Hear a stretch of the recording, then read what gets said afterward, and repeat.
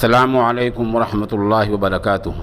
सामीन, इस वक्त हम दिल्ली के वज़ीर आला अरविंद केजरीवाल का एक वीडियो बयान पेश कर रहे हैं, जिसमें मुल्क के वज़ीर आज़म नरेंद्र मोदी को मुंह तोड़ जवाब दिया गया है।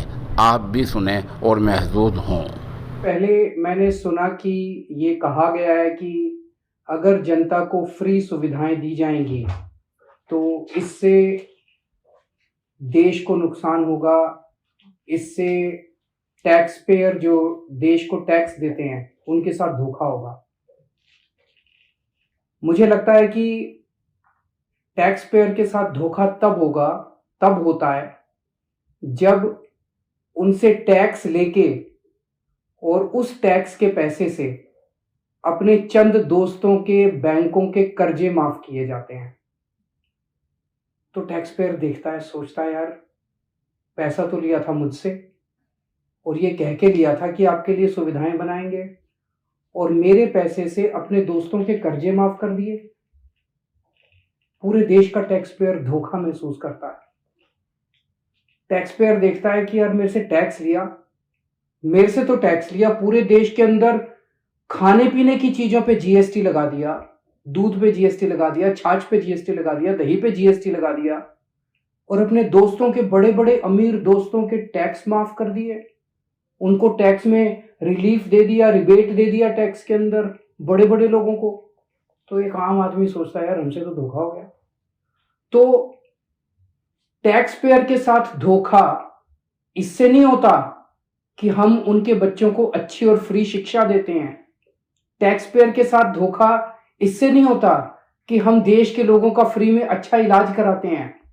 टैक्स पेयर के साथ धोखा तब होता है जब अपने दोस्तों के कर्जे माफ करते हैं। 10 लाख करोड़ रुपए के अगर कर्जे माफ नहीं किए जाते तो मैं समझता हूं आज देश इस तरह से घाटे की स्थिति में नहीं होता।